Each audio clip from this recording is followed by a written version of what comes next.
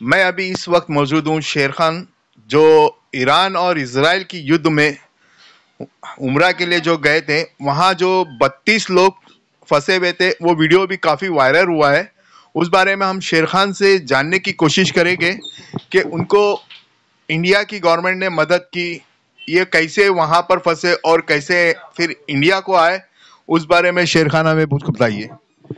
सलाम अलैकुम वरहमतुल्लाहि वबरकातुहू। लोकहित चैनल के माध्यम से मैं सबका शुक्रिया अदा करना चाहता हूँ।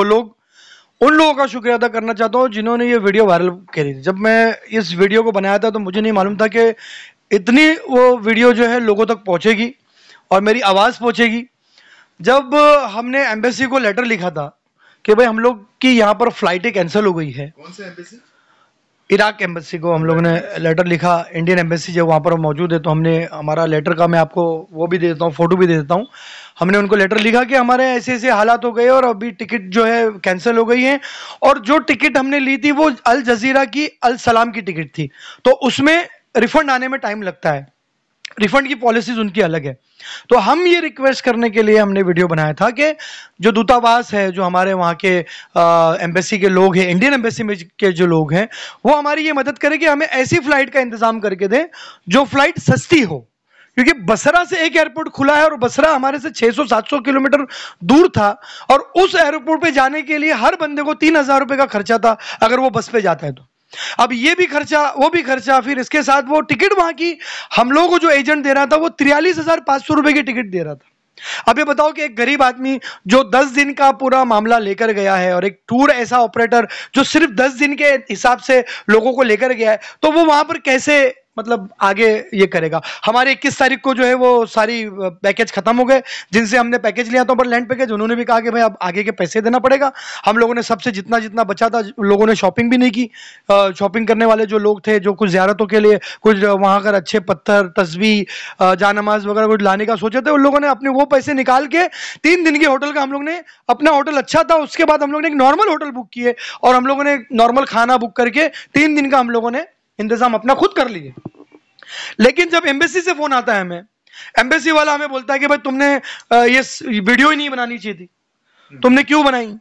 इराक के ऊपर तुमने जो तोहमत लगा दी है, इराक की एम्बेसी पे तोहमत लगा रही है। वहां से जो इंडिया से हमें फोन आ रहे हैं, बहुत अच्छा है कि लोगों ने फोन किया उनको और लोग जागे, लेकिन ये हमसे बदतमीजी से बात करने लगे। इराक वाले, इराक की एम्बेसी में जो अली मोहसिन साहब बैठे हुए हैं, उनका नंबर भी मैं आपको शेयर करूंगा, उनका वो ऑडियो रिकॉर्डिंग भी शेयर करूंगा कि वो हम अभी आप सुने कि उन्होंने क्या कहा।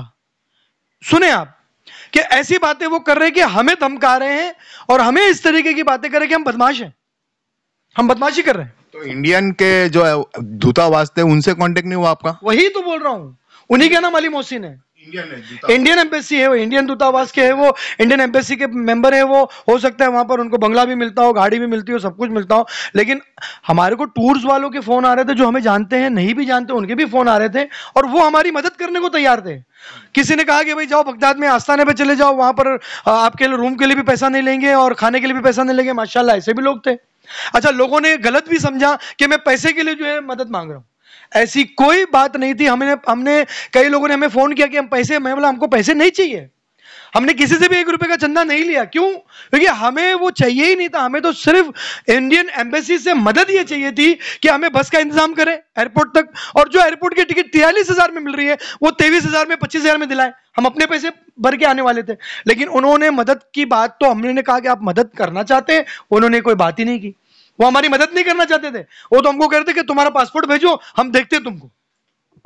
नरेंद्र मोदी तो काफी वह तारीफ कर रहे थे, बोले हमने सब इंडियन को इजराइल से, ईरान से बुरा लिया। फिर नरेंद्र मोदी ने भी आपकी आवाज नहीं सुनी। नरेंद्र मोदी जी तक हमारी आवाज पहुंची नहीं पहुंची इसके बारे में मुझे कुछ भी पता नहीं है, लेकिन ईरान से जो मामला इंडिया के हैं वो बहुत अच्छे हैं। और हमने अपनी वीडियो में वही कहा था कि ईरान की तरफ भी तवज्जो दे रहे, तो इराक में भी कुछ लोग फंसे, क्योंकि बगदाद और नजफ के एयरपोर्ट बंद हो गए। अब बगदाद और नजफ के एयरपोर्ट बंद होने की वजह से अगर लोग इराक के अंदर फंसे हुए तो वो क्या करें। तो यहां पर देखना यह है कि उन तक मैसेज पहुंचाता कौन है। सिर्फ हमारा वीडियो काफी नहीं था, सिर्फ हमारे उनको टैग करना काफी नहीं था। पीएमओ को टैग किया जा रहा है, ट्विटर किया जा रहा है, ट्वीट भी किया बहुत से लोगों ने, बहुत सी एनजीओ ने ट्वीट किया, मगर उसका कोई रिप्लाई, कोई जवाब नहीं आया। अब ऐसे भी लोग थे जो इंस्टाग्राम पे बड़े फेमस हैं, मैं उनका नाम नहीं लेना चाहता हूं, उनको कई लोगों ने टैग किया, लेकिन उन्होंने झूठे मुंह भी एक मैसेज के जरिए भी नहीं पूछा कि भाई आपका क्या हाल है, क्या हो गया है, हम आपकी कैसी मदद कर सकते हैं। तो ऐसे बहुत से लोग हैं जिन लोगों ने मदद की, यानी मदद की बात की, इतनी मदद की बात की कि भाई हम हमारे से क्या हो सकता है आप बताएं, हम आपकी मदद करने को तैयार है। उसमें अहले तशी लोग थे, शिया हजरात भी थे, उसमें सुन्नी हजरात भी थे, उसमें दूसरे मतलब फिरके के भी लोग थे। सारे लोग जुड़ के जो है वो हमारी मदद करने को बहैसियत मुसलमान, बहैसियत भारतीय, बहैसियत हिंदुस्तानी मदद करने के लिए तैयार थे। लेकिन हमारी एम्बेसी जो इराक में है वो मदद करने को तैयार नहीं थी। फिर आप कैसे आए यहाँ पर, कौन ऐसा हेल्प किया? हमने फिर क्या किया, जब ये वीडियो वायरल हुई तो हमारे जो लोग साथ में थे, 31-32 लोग जो साथ में थे, उनके घरों वालों ने वीडियो देखी तो उन्होंने अपने अपने तौर पर अपने अपने घर वालों के लिए टिकट का इंतजाम के लिए पैसे का इंतजाम किया। 43,500 रुपए की टिकट भर के हम खुद आए। 43,500 की टिकट लिया हमने। इराक के कोई ये हेल्प नहीं किया? इराक में किसी ने कोई हेल्प नहीं की, किसी ने कोई हेल्प नहीं की। अभी आप लोकहित के माध्यम से सरकार को क्या कहना चाहोगे? हम ये कहना चाहते हैं कि देखिए, हिंदुस्तान से कोई भी बाहर जाता है, वीजा लेके जाता है, प्रॉपर टिकट लेके जाता है, वो टैक्स भी पे करता है, वो सब कुछ करता है।